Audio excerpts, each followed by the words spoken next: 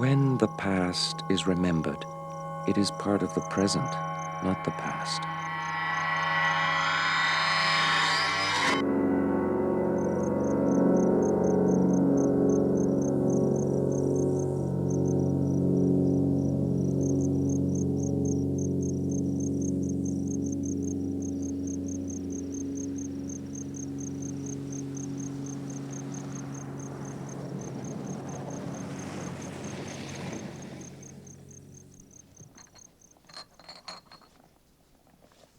Ernie Hudson, World War I veteran who returned to Wood Mountain and later carried mail south to the old post, was once caught in a blizzard in the 30s, was pinned under his overturned sleigh and survived while the team waited, someone arriving in the morning.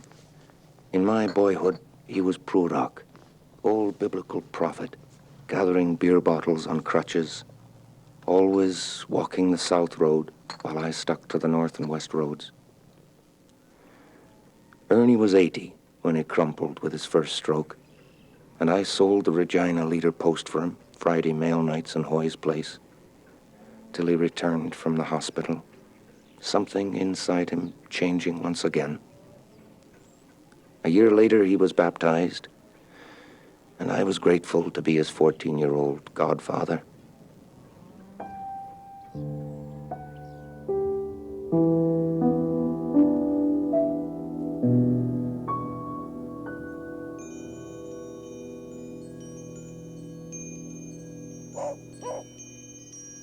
Wood Mountain, a windswept Saskatchewan village near the American border.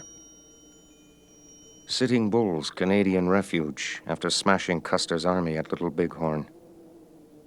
Wood Mountain, home to Andrew Suknaski, Western Canadian poet. When we are born, within our genes, we bear the whole history of the world.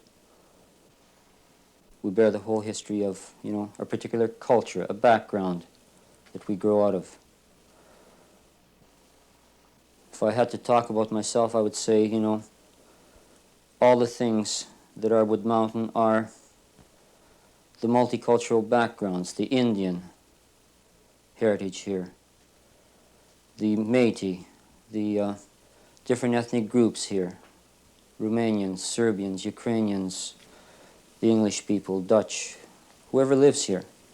I claim all these things as my own, ancestral past, by virtue of having grown up here, having lived here, having gone away from these things and having returned to rediscover them in my writing.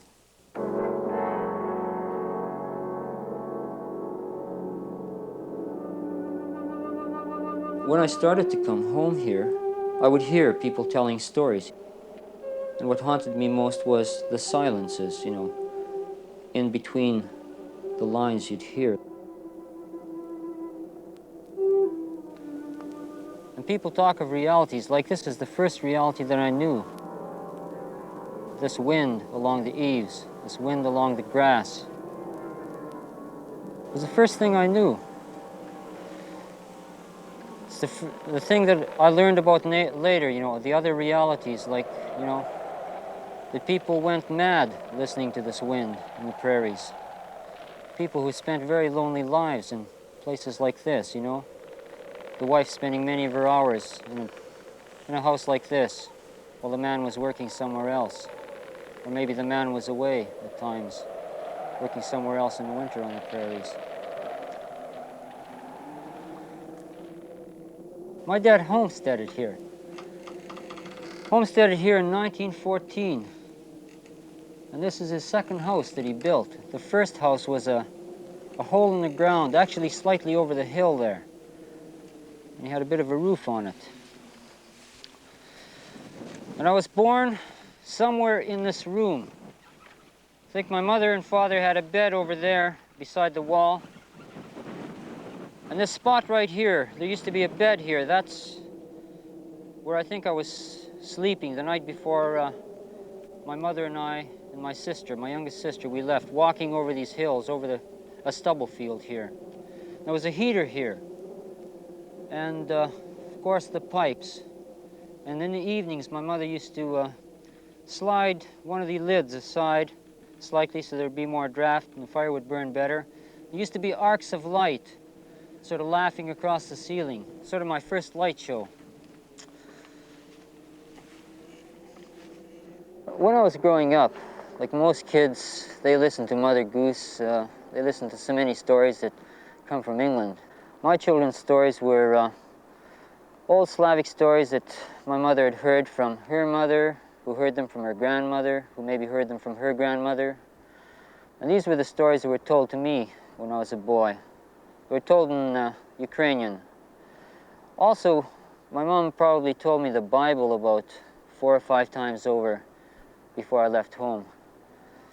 She would keep telling these stories just as a bedtime story. She would tell me one of them, you know.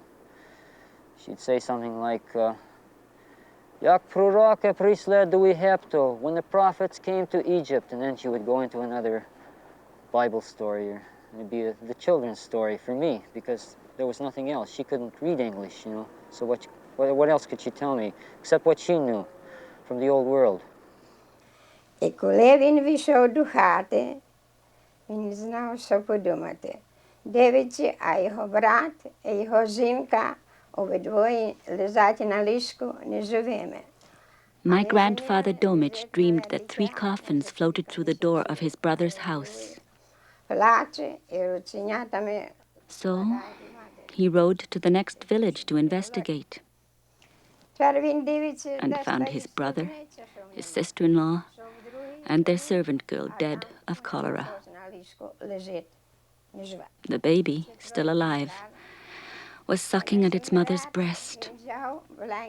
He built 3 coffins and arranged the burial, and returned home with the child in his arms. And they say dreams don't come true. Вони обидвоє помирали і їх служниця.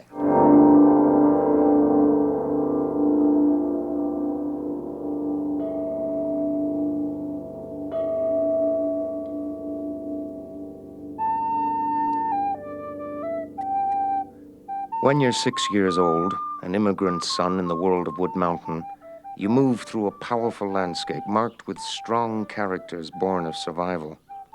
For Suknaski, the memories and mysteries will not recede. The images of his childhood remain.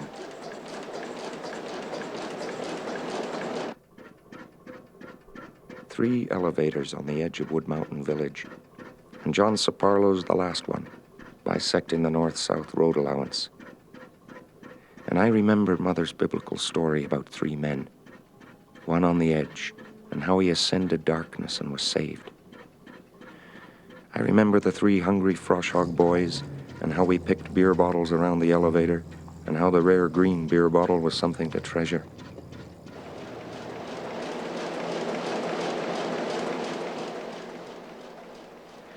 And we often watched John ride the man lift in the elevator, marveled at the mysterious way he disappeared high into the darkness to later return from a place we could never go or see.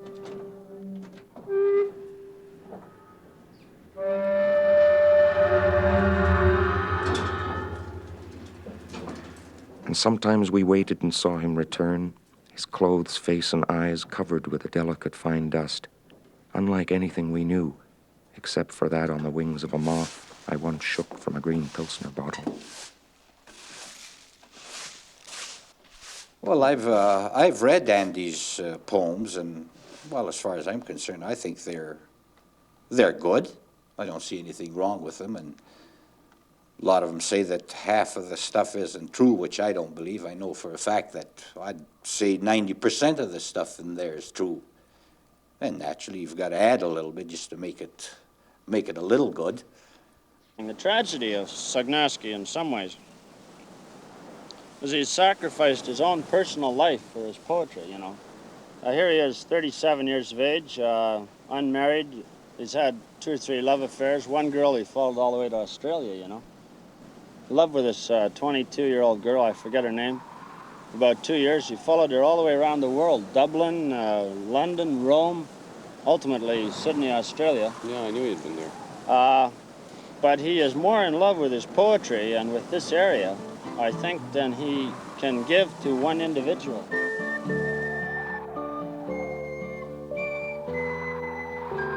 His life was his poetry and these hills, and in some ways that's pretty sad. In other ways, it's I guess that's what he's chosen. Okay, hey, there's one right in here. Basement. Basement.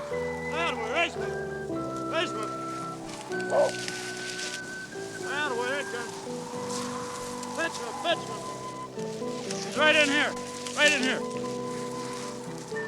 There he goes.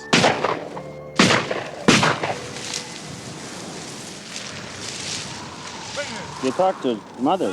She keeps saying, Andy, why you don't get nice Ukrainian girl, nice Polish girl? Get married, have kids. And he just strokes his beard and sucks on his pipe and thinks of another poem.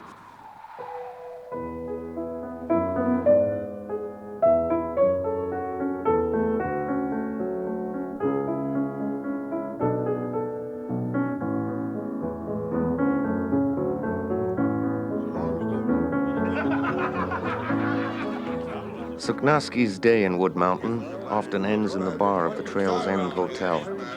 Prairie stories, told and retold, rise like smoke into the night. All right. Who wants Cinnabon? Well, Jim knows the guy, Martin McGillis. Oh, yeah. Bo, you should see that son of a bitch. How scarred up he is. Scarred up? Getting hit in the face. He was in the army. Boy, I seen that son of a bitch sitting on the table in the Franklin Hotel and son of a bitch said, you son of a bitch, I've been looking for you for 32 years. I said, here. Each day you will hear people talking about local news for the first half hour, and then as the silences grow, people get into the past again. They'll talk about the Hungry 30s, talk about lignite coal, talk about barn dances, any number of things. Well, there's a whole lot of things that could be told about Sitting Bull here. And but it's always that pattern. You first talk about the things that happened yesterday, and then you get into the past, and that's where the stories begin. And that's also where the story of the prairies begins for me, you know, the first reality. I don't think they were right. Sitting Bull, who dreamed of the possible union of Indians spanning the plains west to the shining mountains. I wonder if his dream floated like frosted helium before his eyes the day sun gleamed bright across waiting guns while men dragged him feet first from the teepee. While he rose to crumple to the ground with his son, did his life really flow before the darkening light?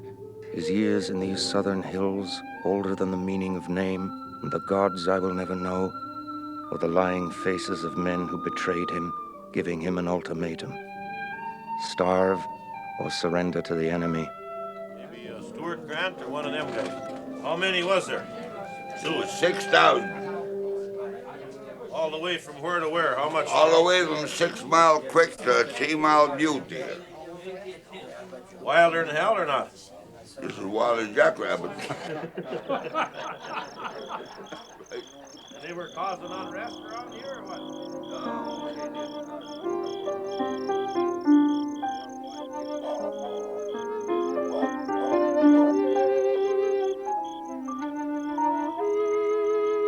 The prairie is an ancient place. It guards as many secrets as Europe or Africa.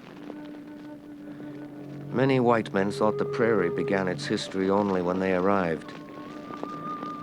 Burning off the long grass, they discovered teepee rings, sunken configurations of stones that once held down the tents of camping Indians, evidence of a human presence dating back to antiquity. Obsessed with these clues, Suknaski is caught up in a restless journey.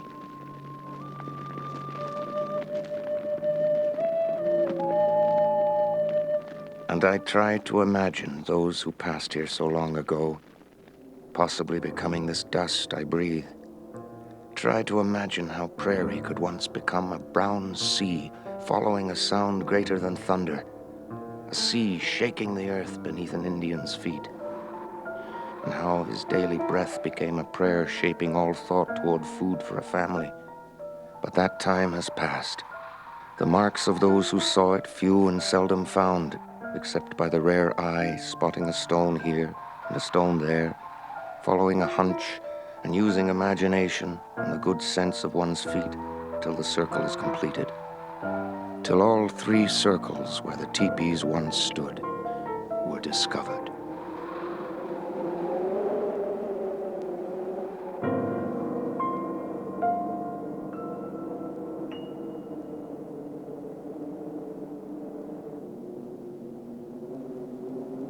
Wounded Horse, James Wounded Horse, who taught me how to play pool in my boyhood when we used to set pins in Vasilya Tonita's pool hall on Friday mail nights. Once Wounded Horse leapt like a struck rabbit high above a 10-pin ball hurled his way by some jester who wouldn't wait for the pins to be up.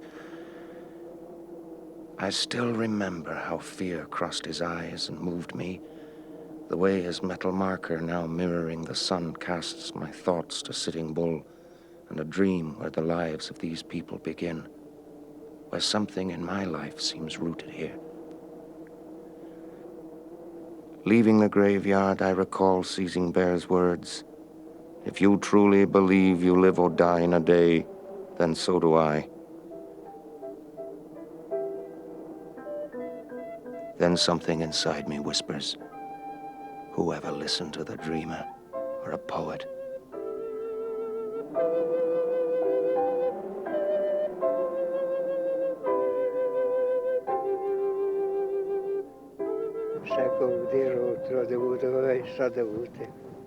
He's talked a little bit with the boss because neighbor was policeman too. Oh, later, when he's went, I showed the two chicken. Oh yeah, prairie chicken. Yeah, we got a good dinner. That's for sure. Oh, I tell you. My own father, often I felt there's something of him in myself. Maybe his imminent successes, maybe his imminent failures, something of him continues in me. And when I've gone back to him, it's always been in a kind of sense where I also go to see something of myself within his own life.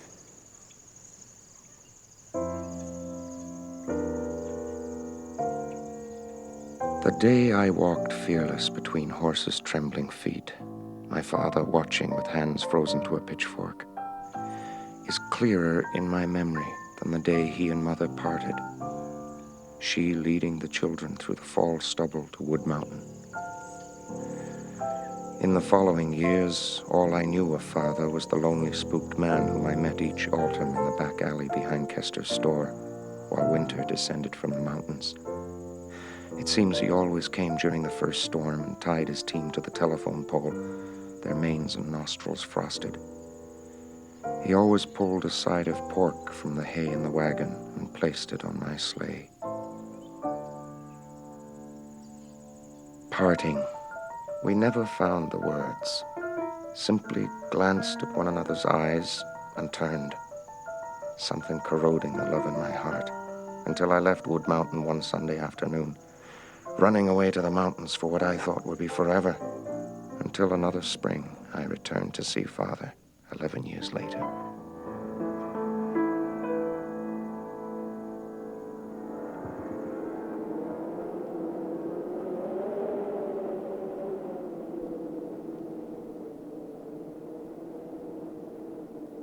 When I was a boy, I used to go past that house, those walls. And I always wondered about those walls. Why were they there? Why did those people leave? I never did know anything about that place until someone said that that was built by Parente Nikifor. Nikifor, that's right. That big tree, Parente, that big tree at the foot of the hill by the stone house.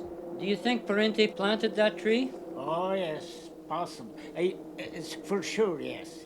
Did you ever go to that stone house when he lived there? Did you ever? Oh, yes, Yeah. I stayed there 1 month, when I came first to Flintoff, you can say, or to Lamerick, I stayed, I helped them with big stones. You know what we had for dinner? What? Dry bread and water, that's all. Is that right? Yes. Sometime, after the rain, some mushrooms.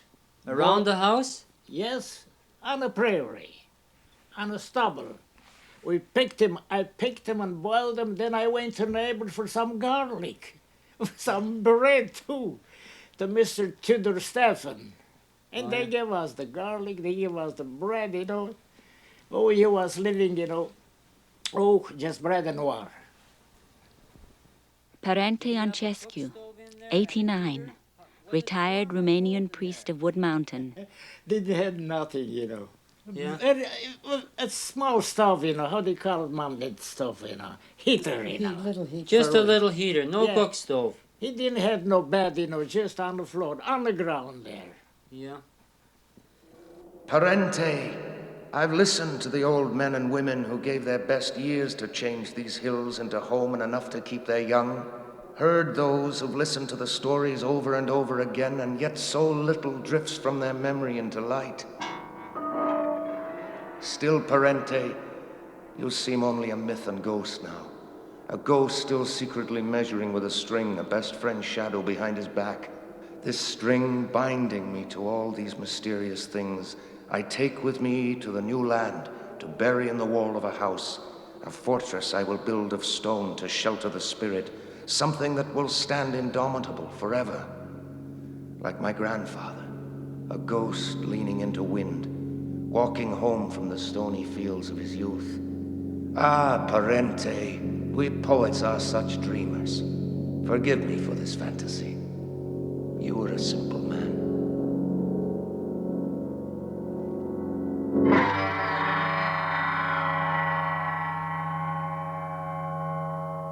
For me, there are harsh realities, knowing some people here, the end that they have come to. I mean, there was a man whom I knew, a friend, whom I didn't go to school with, but I knew here.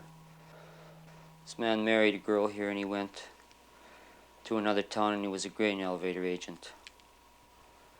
And he was the one that I referred to in a poem, about just an oblique reference to him, 2 lines, where I talk about him suspecting his wife was faithful to him, but he suspected that she was having an affair with someone else, and he decided to do himself in, and he wrote a note on the bottom of a grain check slip and left that on the scales. A note saying, I think it'll be better this way for all of us.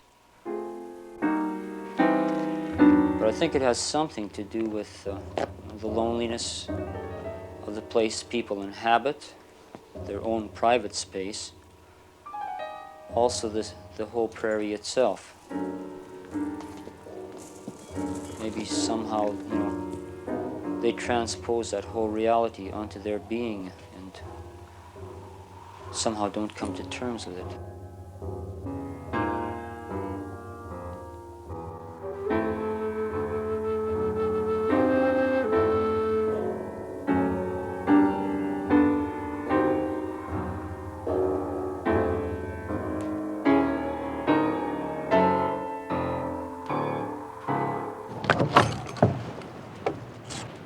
They say there's eternity, they say there's a heaven, and they say there's a hell, but you never can tell.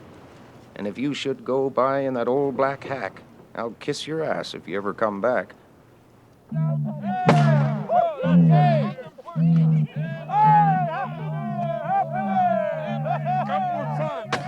New Year's Eve in Wood Mountain, a time of exorcism, a time to frighten away the gloom of the old year. A horse symbolizing strength, good luck, and fertility leads the people into a new year. A ghostly resurrection of an ancient Romanian ritual brought to life in a dark and forbidding landscape.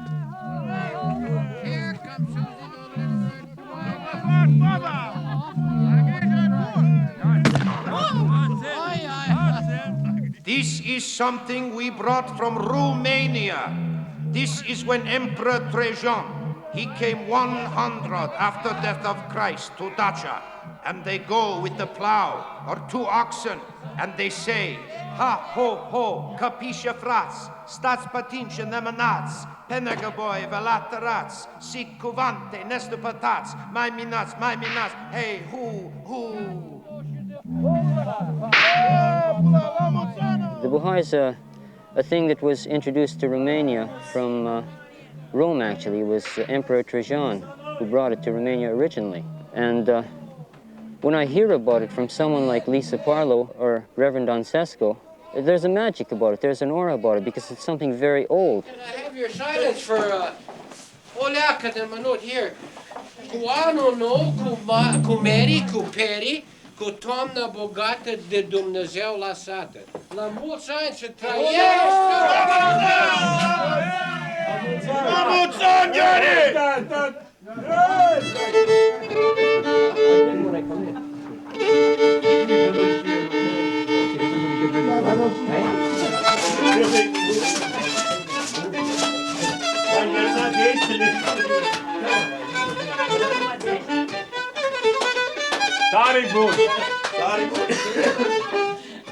I claim these things, and this ancestral space to move through and beyond, stapled to the 4 cardinal directions. This my right, to chronicle the meaning of these vast plains in a geography of blood and failure, making them live. Do you remember that song for the buhai? Oh, yes, I do. How does it go? Boo, boo. I know. Vorbești. Oh, no. Oh, ha, ha, ho, copii și frați. Stați puțin și nu mânați. Pe lângă voi vă alăturați și cuvântul l-ascultați. Mai mânați, măi! Hei, hei, hei! And then you pull the buhai. Woo, Yes. woo, woo, eh? And they had a whipping on it. Again.